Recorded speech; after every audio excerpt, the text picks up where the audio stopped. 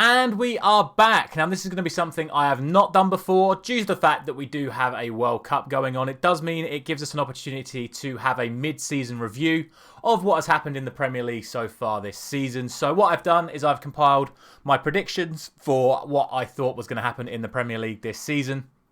And we're going to compare it to the current table as it stands. You will see that some teams have a little asterisk next to them. That means that they have one game in hand on everyone else. So it's not impossible to say where these teams would be given, how those games in hands will go. But we can have a quick look at everything that has happened so far. I'm going to do a quick rundown of how I've done compared to where a team actually is. Have a brief discussion about how I think that team is doing and how I think they're going to do for the rest of the season. And of course, tally up the points to see what score I would have if the season had just ended. As always, if you are new around here, please do consider subscribing to the channel. We are going to continue to post almost daily for the course of this week. And then, of course, we will be posting daily during the World Cup. And, of course, if you like this video, please do let me know by, of course, liking the video and commenting down below what you think on my thoughts. Let's just get straight into it. And we start in 20th place, which is where we find Wolverhampton Wanderers, who I predicted to come 11th, and yeah, I'm very surprised to see them in 20th place. I thought they made some good signings in the summer, especially the acquisitions of Gonzalo Guedes and Mateus Nunes, who, to be honest, neither have really done anything. I expected massive things from Mateus Nunes in particular. Pep Guardiola stating that he was one of the best midfielders in the world and that Man City couldn't really afford to bring him in this summer, and they were looking for him as well. And at the moment, he's not even playing for Wolves, but he's been picked for the Portugal squad, so it's an interesting one. Wolves, of course, haven't had a manager now for the best part of 2 months. Julian Lopetegui has taken charge effective from today, but obviously that has not helped them to get to this current position. Do I think they're going to get themselves out of their current situation? Do I think they're going to get relegated? I'm going to say no. I don't think Wolves get relegated. I think they have far too good a squad to get relegated. My only real concern for them would be that Lopetegui's record at Sevilla at the start of this season has been absolutely shocking. He was in the relegation zone with Sevilla when he got sacked, and obviously Sevilla didn't get out of their Champions League group either. So is he the right man to come into Wolves at this point in time? I'm not so sure, but I still think with the quality in that squad, they would just about do well enough to survive. Will they make it all the way up to my prediction of 11th? I'm not so sure on that though. So those are my thoughts on Wolves. Next up is Southampton, who, thankfully, I have got this one spot on at the moment. I did Southampton to get relegated in my predictions, and that's looking pretty justified at the moment. Obviously, Ralph Hasenhüttl brought in some young talent this year that started off the season pretty well, but they all kind of tailed off or got injured. Ralph has now sadly left his post, and sorry again, Dave, to remind you that Nathan Jones has now taken over at Southampton. Obviously, I know his record very well from Luton. My whole family are Luton fans. I watch as many Luton games as I possibly can. So I know Nathan Jones is a good manager. Do I think he's the right person to bring in for Southampton at this point in time? Again, I'm not so sure. I'm really not. He has a style of play that he wants to play, Nathan Jones. It's very different to the way Southampton are normally playing. He's gone from a side that I think were competing to, progress up the Championship, trying to get into the Premier League, into a team that he's now got to prep for surviving in the Premiership. And I don't think Nathan Jones is the right man for Southampton. I really don't. And that might be my Luton bias saying that I didn't want him to leave Luton, but I think it's the wrong job for Nathan Jones right now. I think it's the wrong appointment for Southampton, and I don't see them getting any better than where they are, which is where I've obviously predicted them at the start of the season. Up next is going to be Nottingham Forest, and yeah, not really too many complaints about this. Forest currently in the relegation zone. I did them 14th. I didn't think they'd make as many signings as they have. They've obviously struggled to find a formula that's kind of worked for them. Their home record hasn't been too bad, but they need to start working on their away performances if they are going to stay up. Do I think they will stay up? Right now, I think there's a chance, but they're probably more likely to go down than the other teams around them. Next up, we have Everton, and again, I don't really think I need to say too much about Everton. Made a bright start to the season, but it's sort of tailed off. I'm still not convinced on Frank Lampard as a manager. He's doing well, but I mean, they're sitting 17th right above the relegation zone, and I know the fans were absolutely distraught with the performance at the weekend. Some fans throwing shirts at the players in disgust at their performances. Getting essentially thrashed by Bournemouth twice in a week is certainly not a good look for Everton. And I think if it wasn't for the fact that there's now a World Cup happening, I think Frank Lampard's job may have been in jeopardy, given another couple of bad results. So they sit 17th, I went 16th, not really much else to say there. Next up is a massive shock, in my opinion, and that is West Ham, who I obviously did 7th. I predicted them to stay in the Europa Conference spot. They're currently 16th, and again, I think if it wasn't for the break, I think David Moyes' job would be under pressure. The Lucas Paqueta signing hasn't really worked out for them. They've had no real consistency in defence.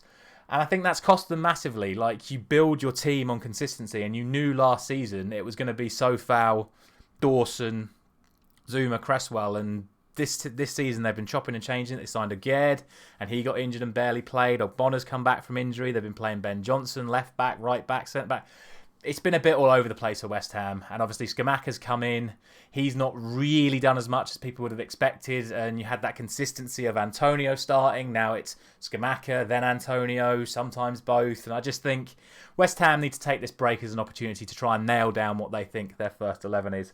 And I mean, I don't think they're at any threat of relegation, and potentially the Europa Conference is now starting to affect their performances in the league, but I would back them to get way further up the table than they currently are. Next up is Leeds, who is another team that I have got absolutely spot on right now. Jesse Marsch is doing an okay job. Certainly the decision to move Rodrigo back up front has done wonders for them. He's also started to bring in some youth like Somerville, who's playing really well. Nonto, the Italian, made his first start at the weekend. They've been causing problems like Leeds always do.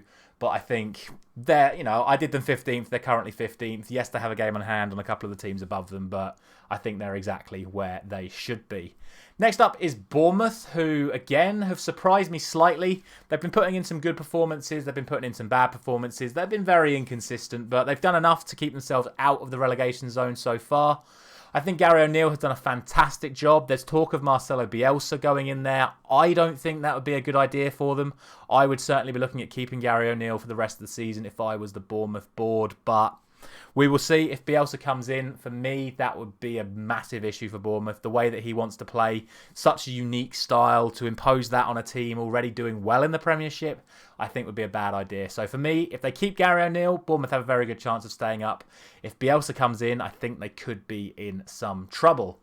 Next is Leicester, who have made a bad start to the season, but have started to hit a good run of, over the last few games, recovering quite well. Key to that, of course, being James Maddison, and a resurgence in form of Harvey Barnes and Yuri Tillemans over the last couple of weeks as well. They're nicely working their way back up the table. I expect them to finish in and around where I went for them, because I think some of the teams currently above them will start to drop down come the back end of the season. So what has been a bad start for Leicester, I think, is going to end up working out quite nicely for them. And the same goes for the next team, which is, of course, Aston Villa, who I'm slightly closer in the prediction for them so far. They finally have a good manager in charge. I spoke about it when we did this video at the start of the season, that I thought Steven Gerrard's job wouldn't last the season. I'm surprised it lasted as long as it did. Aston Villa are a much better team than the performances that they showed under Steven Gerrard, and they have backed up that notion with their performances over the last couple of weeks since Unai Emery took over. So for me, Villa on the upward trend. I think they'll look to make some more signings in January, some more Unai Emery style signings. Maybe, a little bit more solidarity in the team. I think the defence could probably do with a slight bolstering as well. But again, kind of like Leicester, they're on the good upward trend. Next up is Crystal Palace, who I was actually surprised when I looked at the table this morning and saw that they were in 11th. I didn't think they were doing that well. Certainly recent results haven't been great. Obviously, they got a fantastic win away at West Ham a couple of weeks ago. So I think they're justified for their place. I still think that team is lacking something slightly. I don't know, they've got so much quality, and I just think it's not quite working out for them at the moment. So positive signs, Crystal Palace. They're in a good spot in the league. And yeah, I think they're probably looking to finish around where they currently are, which is obviously where I predicted them in 13th. Next is another team that has massively surprised me for the second year running, and that is Brentford. And I would say a lot of that is down to Ivan Toney, whose performances, in my opinion, should have got him in the England squad. You would have seen my England video last week where I did put him in the squad. Sadly, Gareth Southgate did not make that decision. His performance against Manchester City this weekend was absolutely phenomenal and an incredible result to go to Manchester City and win. And of course, as much as I don't like to talk about it, they did of course beat Manchester United 4-0 at the start of the season as well. So I would say Brentford are well merited their place in 10th in the table. Do I think they're still going to go down? I don't think they will. I think there are teams below them that have a lot more chance of going down than them. Obviously, I've already spoken about Forest and Southampton, and I still think Bournemouth could struggle to stay up. So I think Brentford will be fine now if I was making this prediction for the rest of the season. So yeah, well merited their spot in 10th place. I think they're going to be safe, and fair credit to the manager and his team for getting it running as well as he has. And speaking of teams that have overachieved, in my opinion, we now go to Fulham, who again have been massively, I don't want to say reliant, because that would be very unjustified, but have benefited from having a striker on tip-top form in Alexander Mitrovic. And I think it has been evident in the last couple of games that Mitrovic has been missing, because certainly against Man City, against the 10 men, they could have definitely got a result in that one. And then yesterday against Manchester United, they absolutely could have got the win. And I think if Mitrovic was on the pitch, a couple of those chances that Carlos Vinicius had, I think Mitrovic probably would have scored. So Fulham, well justified for their place in 9th. Obviously, I went for them to finish 17th, which looking at it now seems a bit disrespectful. They were the best team in the Championship last season and have proven that time and time again so far this season. And I wish them all the best for the rest of the season. I think they'll definitely be staying up. And again, credit to Marco Silva and the job that he is doing and the signings that he has made. Into 8th place, and another surprise, we have Chelsea, who I went to finish 4th. I was very debating between them and Arsenal for the Champions League spot, if you remember, and obviously we'll get to Arsenal at the end of the video. But Chelsea currently occupy 8th spot. They obviously sacked Thomas Tuchel after a run of bad performances. Graham Potter has since come in and started off absolutely fantastically. No losses in the first, I think it was 7 or 8 games, no losses and only 1 goal conceded. But since then, we've had the draw with Manchester United and then 3 consecutive Premier League defeats and getting knocked out of the EFL Cup by Manchester City. It's not looking great for Chelsea right now. I think Graham Potter is still trying to sort of impose his style of play. He's not really worked out how to get the most out of the players that he's got. I think they'll definitely be dipping back into the market in January, trying to make some more Graham Potter style signings. And we shall see, because right now I think they are really struggling to get into those Champions League places, because some of the teams above them have played so well that it's going to take something drastic for Chelsea to get in there. And speaking of Graham Potter, we move on to Brighton, who started the season absolutely phenomenally, winning away at Old Trafford, of course, and then going on to get some fantastic results against some really good teams with Graham Potter at the helm. After he left for Chelsea, it took them a while to get settled under the new manager. But now, after big wins against Chelsea and good performances over the last couple of weeks, they see themselves in 7th with a game in hand as well. So, really good effort from Brighton. Do I think they're going to challenge for the European places? When I say that, I mean Europa League, Europa Conference. I don't see them challenging for the Champions League, but I think they have an outside chance. I think unless the forms of certain other teams drastically improve or the form of Brighton drastically drops off, I think Brighton will be in and around those lower tier European places, and that is credit to the squad that has been built there. Next up is Liverpool, who obviously have surprised a lot of people this season with how poorly they've played. But let's be realistic. Liverpool still sits 6th in the league table. Try saying that 3 times. Sitting 6th in the table. But, yeah, they're still 6th. They've still got a game in hand on Tottenham and Newcastle. And despite poor performances, they're still not that many points behind. And I really think if they can get their act together, obviously they're looking to sign some midfielders in January. I think the Darwin Núñez experiment is going well. I know a lot of people are kind of laughing at him because of how well Haaland's done, and there was the big comparison, Núñez and Haaland. But I think Núñez is doing absolutely fine. I think he'll definitely do some damage in the World Cup group stage. Sadly, I don't think Uruguay will go any further than that. But I think they're on the upward trend again, Liverpool, and I think they are very dangerous, especially when they've been backed into a corner like they have been over the last couple of weeks. So watch out for Liverpool in the second half of the season. I do fear that they are going to go on one of those runs that they do go on.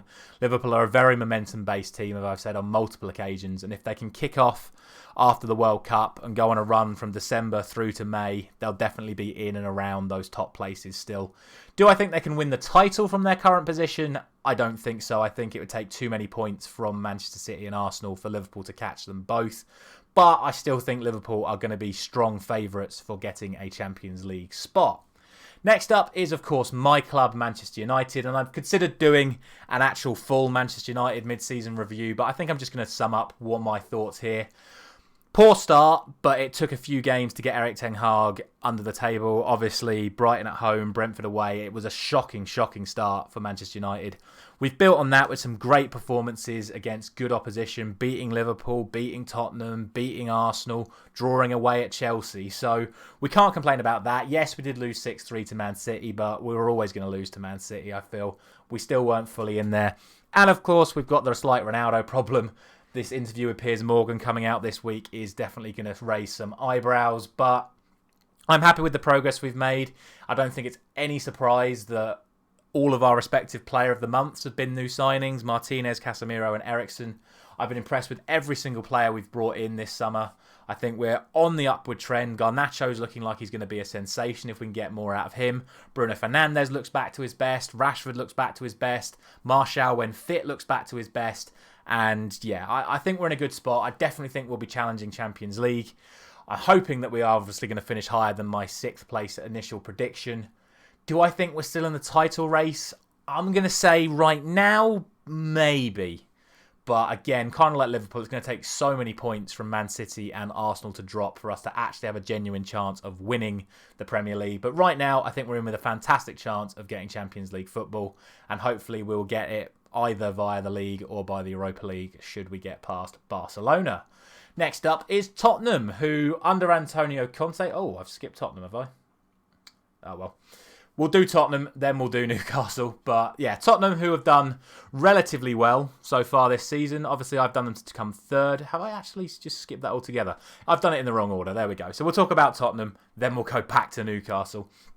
But Tottenham, I have been relatively impressed with, considering the fact they've also had an awful lot of injuries. They've had Richarlison missing for most of the season, Kulusevski missing for almost the whole season, and Son has not been at his best and then got injured himself. So, considering the fact that they're still 4th in the table, I think is a good achievement for Antonio Conte. Slight defensive issues. I know the style of play hasn't gone down too well with some of the Spurs fans, but at the end of the day, they still sit in a Champions League spot. They're still through in the Champions League as well. So, I don't think there's a lot for Tottenham fans to really complain about. I know they also want a couple of new signings in January, but I think Tottenham are in a good spot. I know Manchester United and Liverpool have games in hand on them, which could seriously threaten their current Champions League spot, but I think they will end up still at the bare minimum competing for those Champions League spots, if not finishing in them. Let's now go back to everyone's real surprise package of the season, which is Newcastle. Now, I did Newcastle finish 10th, purely because I didn't think they'd brought in enough signings yet to start challenging for the European places. But what do I know? Because the signings they made last January have absolutely smashed it. Trippier is looking like one of the best right-backs in the world right now and would be starting for me for England. Bruno Guimaraes is so influential in that midfield. It's unbelievable. I'd be interested to see if he does play and start for Brazil at the World Cup. Then, of course, the signings they did make in the summer. Sven Botman has been a revelation. I mean, we all knew about Sven Botman. I think it'll be interesting to see if he plays at the World Cup as well. But he's been so good for Newcastle. And, of course, they brought in Alexander Isak, who did start the season incredibly well before picking up an injury. And since then, Callum Wilson has been on fire. And, of course, we have to talk about Miggy Almiron. Absolutely ridiculed by Jack Grealish over the summer. And he's only gone out there and won Player of the Month, Goal of the Month. And he's one of the top goal scorers in the Premier League so far this season. So fair credit to Miguel Almiron to responding to criticism. And, of course, a massive well done to Eddie Howe for the job that he's doing. Do I think Newcastle have a chance of A, winning the Premier League? I'd say probably not. B, getting in the Champions League? I think possibly yes. Providing they don't have significant injuries to key players. And let's be real, St. Maximan's not played most of the season. They've still got him to come back. So, provided they don't lose Trippier, Botman, Bruno, Wilson, Almiron. You know, there's a lot of players that have to drop out injured. I think they're going to be in and around there. And if they are going to have resources available to them in January to strengthen that squad even more, why not say they can compete for the title as well? It's been a fantastic job that Eddie Howe's done at Newcastle. They deserve all the plaudits they're getting, and fair play to them. Right, let's jump up to second, where we will then, of course, find Manchester City. And, well, the question's been asked over the last few days, how can City perform without Erling Haaland? And I don't want to say they've moved too far towards putting all the emphasis on Haaland, but they kind of have a little bit. And Brentford showed that if you can put enough pressure on De Bruyne and Bernardo Silva and Cancelo, all the players that get the ball to Haaland, they struggle to score. And that wasn't an issue for them the last couple of years because they didn't have that focal point. They could all just sort of mix around and do the damage collectively. So it's interesting. They're obviously still the title favourites, even though they are 5 points behind Arsenal. But I don't know. It might not happen for them this season. This may be Arsenal's season. You just never really know. But I still think City have got to be considered the title favourites. They have by far the best squad in the league. They have the best player in the world, in my opinion, in Kevin De Bruyne. They have the best striker in the world on current form in Erling Haaland. And they still have a phenomenal defence and a goalkeeper who isn't really a goalkeeper, if we're being honest. So I think Man City, it's still their title to lose. They're doing as well as can be expected. It's just the ones that we're going to talk about now have done so well. It's kind of made Manchester City look a little bit not at the races. And that is, of course, Arsenal, who somehow we sit here going into the World Cup break where Arsenal have only dropped, I think it's 5 points all season. They drew with Southampton. They lost to Manchester United. They have won every single other game. And they still have a game in hand on most of the league. Granted, that game in hand is against Manchester City, and we will get to that little conversational point in the moment. But we have to talk about Arsenal and say what an absolutely fantastic job Mikel Arteta has done. He's cleared out the riffraff, he's brought in youth, and they are absolutely smashing it. And if you cast your minds back to the video I made at the start of the season, I said it was umming and ahhing between Chelsea and Arsenal for the Champions League spot. And I went for Chelsea purely on experience of the players. And I said that Arsenal would come good either at the back end of this season or the start of next season. And fair play to this young team because they've absolutely smashed it at the start of this season. 1 year ahead of, I think, anyone's expectations, including all of the Arsenal board and Mikel Arteta. So they've done an absolutely fantastic job. They sit top of the Premier League table right now. They will be top at Christmas. Only 3 teams haven't won the Premier League after being top at Christmas. But I know for a fact that on all 3 occasions, it was Man City that won the league. So be warned, Arsenal fans. They will be coming for you. And we will now mention that point. Arsenal's game in hand is Manchester City. So Arsenal are 5 points clear of Manchester City, but they still have to play them twice. So if Man City obviously win both games, Man City go above Arsenal. So there is that small issue that Arsenal are going to have to overcome. But you just don't know. The way they're playing, the confidence they have, and potential lack of confidence in some of the games we've seen from Manchester City, you never know. Arsenal might just pull this one off. And it'll be absolutely fair play to every person involved if they do. Do I think Arsenal are going to win the league right now? No. I still think it'll be Man City. But they are in with a very, very good chance. And it would shock me to see Arsenal fall away enough to drop out of the Champions League now. I think they're pretty much nailed on to get a Champions League spot. And fair play to them for that. And that is essentially going to be it for today's video. The last thing to do is to tally up all of those points. If the season ended today, I would score a total of 82. I scored 70 last season, so yeah, it's a little bit worse right now, but there have been some absolute shockers in terms of like West Ham massively down, Fulham massively up, Brentford massively up. There is still plenty of time. We're not even halfway through the season. I'm calling it the mid-season review, but we're not even halfway through the season. We're about, well, we're 16/38ths through the season or 15/38ths through the season. We're on the road, but we're not quite halfway there. And I still think the predictions that I've made at the start of the season, it will get slightly closer to that come the end of it. But it's been a great season so far. I'm looking forward to everything that's going to happen once the World Cup is over. But this is going to be the end of Premier League content on this channel for the foreseeable future, we are going to be doing World Cup content every day from now until the end of the World Cup. So again, if you've made it this far in the video, please make sure you are liking the video. And again, subscribe if you want to see all of the World Cup content. Thank you very much for watching. I will see you tomorrow for the launch of our World Cup series. Thank you very much again.